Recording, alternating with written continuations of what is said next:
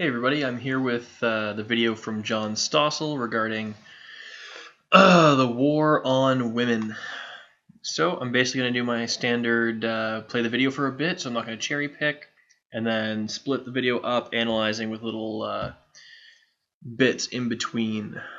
Get ready, because here we go.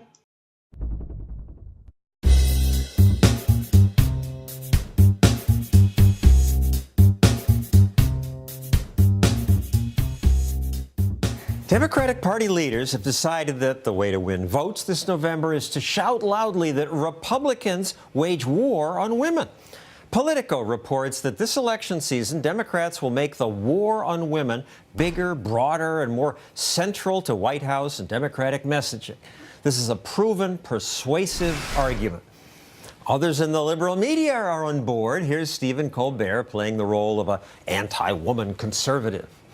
Ava Braun, Fergie, that serial killer Charlize Theron played in Monster, Mrs. Butterworth, all women, all equally special. The Democrats are proud that they have ended sex discrimination in health insurance.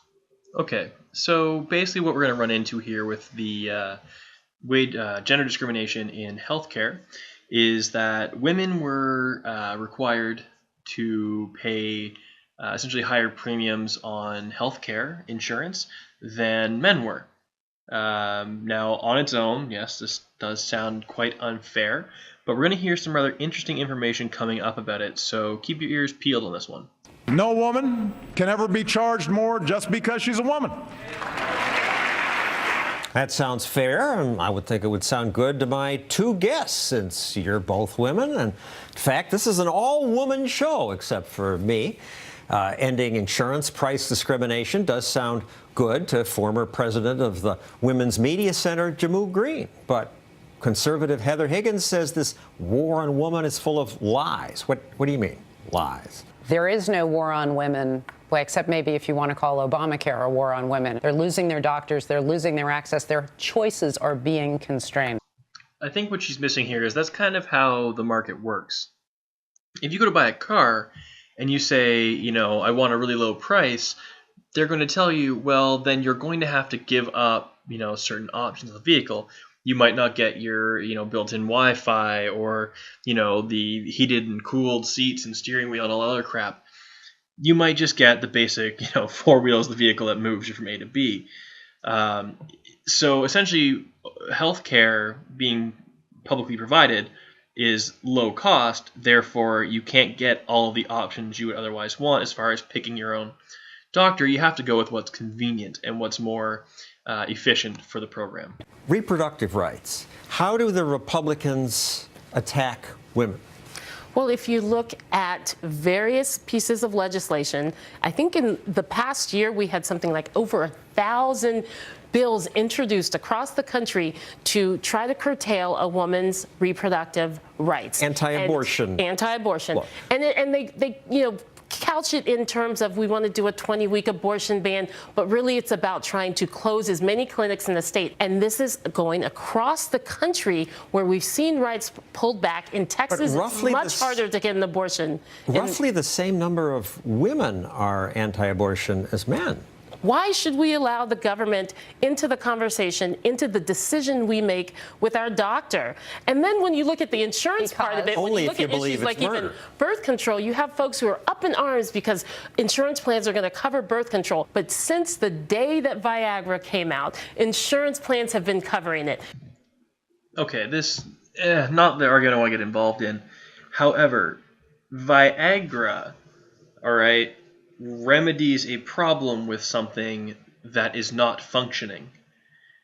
Birth control doesn't allow you to now function, all right? It simply prohibits, or not prohibits, but greatly reduces the likelihood that through intercourse the woman will actually become pregnant. You're comparing apples to oranges a bit here. One allows something to work that was for some reason not working, and one simply alters the after effect of a particular act. It's not that you can't have sex without birth control. You just can't have sex with, knowing there's that particular contraception method in play. Whereas if you can't get an erection, well, sex is going to be a little more than difficult. Playing pool with a rope, if you will. So this is where there's a real disconnect. Big difference. Some cover it, and you can buy it or not. But Obamacare requires me to pay for birth control. Birth control in and of itself is health care. That much is up for interpretation, mainly because of what I just said. It's more of a mild quality of life thing than my body is broken and not functioning the way that it was quote unquote intended to, end quote. Basically, if you're prescribed Viagra, your dick is broken. You are taking Viagra to fix it and make it work properly. Technically, taking birth control counteracts, how your body would naturally respond to, receiving genetic material, if we can put it softly. Softly. Didn't intend for that. Moving on. No. It's $12 a month at Walmart. A woman, government has to pay for this? And the men in their lives. Jamu, I assume you're happy that it's no longer legal for a health insurance company to discriminate against you women by charging you more than they charge men. And President Obama likes to point that out. You can't be charged more if you're a woman. Those days are over. Yes, of course I'm extremely happy. And as I said before, as are the men in the women's lives. Now, I come from a family, and I think many people do, who my mom put our health care before hers. She put my dad's health care before hers. I think there are many women. We're not going to the doctor more, and we should not be charged. But that's the point. What do you mean? Wait a minute. Hold on here. The CDC says even excluding pregnancy visits, women were 33% more likely to visit a doctor. Essentially, what we're saying here is that, the main difference between men and women would be pregnancy visits. You're going to have to go to the doctor a lot more. It's going to be on the woman's side. So even when you account for that and remove those visits, women are still 33% more likely to go to see a doctor, therefore incurring costs upon their insurer. Well, if I was to say I'm going to do 33% more oil changes on my car, but I should pay the exact same plan as you should, you would go, but you're going in for more oil changes. I would go, yeah, so what? It doesn't matter. We should both pay the exact same. But you're getting more frequent service than I am. I'm sorry, doesn't matter. We both have to pay the exact same. But you're using more of a resource than I am. I'm sorry, we're men and women. We have to pay the exact same amount of money because you can't discriminate. Do you want to live in a country where you charge women more than men? Is that the type of country you want? I do not care if you are being charged more. I only care that you are relative to what you are using. If you are using up the same amount of resources as I am, then you should be charged the exact same. That is fair. Essentially equal charge for equal consumption rather than equal work for equal pay. However, if you are statistically, as a woman, more likely to be a massive drain, more likely to be a drain on the medical insurance system, then you should be paying more. Insurance is all about statistics. Who's more, at risk? Who's less at risk? Less risky, people pay less. More risky, people pay more. If you are going to use up more of a resource or more of a commodity, you will be charged more. That is not that complicated. It's not a men-women thing. It's a consumption thing. Yes, when it comes to insurance. We have differential insurance rates. That's not the country I think that most families, and especially, again, the men who support the women in their lives, want to see. So you and I should pay the same car insurance rates and life insurance rates? Well, I don't know if you're as good of a driver as I am, John. Whoa there. Hold up now. So you don't want to be charged the same amount for driving insurance because you don't know if he's going to be, as good of a driver as you are. But you do want to pay the exact same amount for health insurance, regardless of whether or not, you're going to use the same number of clinic visits as he is. Do you not see no? You don't see the meetup there. Of course you don't. No, there's I'm sex charged differences. much more because men, on average, have more accidents. You see, Stossel seems to get it here. We're charged more because we have apparently statistically more accidents. But, that's why women, because they take statistically, go to the doctor more often, would be charged more in health insurance. We have more accidents, we pay more on car insurance. You have more doctor's visits, you pay more in health insurance. That should not be complicated. And you get to live 7 years longer, so you pay less for life insurance. The gap is coming down, which is concerning. But prices exist as a mechanism of reflecting a certain reality. How much supply, how much demand, how much need, how much expense. But Heather Higgins, you're using logic and economics and facts and, logical reasoning here. These won't fly. Her entire concept is based off of you can't make, we have to pay the same men and women, on health insurance, but not on car insurance. Because that wouldn't be fair when we make both genders pay the same amount of money. You're going to have to come down to her level and just beat her with stupidity somehow. Unfortunately, she kind of holds more experience than you in that realm. It's just as when you go to work for somebody, what you get paid is a function of whether you add more value than it costs them to hire you. Great. You had to do it. You had to go bring up how much men and women get paid or what people get paid in general. Now you know she's going to come at you with some kind of wage gap myth baseball bat to beat you over the head with at some point. Stop mentioning wages. They just resort to the wage gap every goddamn time. Similarly with insurance, is what you're going to cost the insurance company more or less, statistically speaking, and there's reams of data on this. And it's not just. I guess what we're saying is that when a woman gets pregnant and needs to go to the doctor, she did that all by herself. Oh, but no, we haven't. Actually, and really when you think about it, considering a woman has a vastly larger arsenal of contraceptives at her disposal, including post-conception,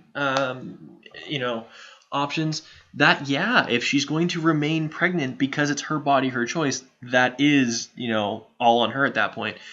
But no, we already covered earlier, I don't know if you were listening, you were at the table, you were there, where it was mentioned that even when you adjust for pregnancy visits and remove those from the consideration, because those would only affect women rather than men, that women still use, a doctor's visit 33%, more often than men do, or they're 33% more likely to visit a doctor than a man would be.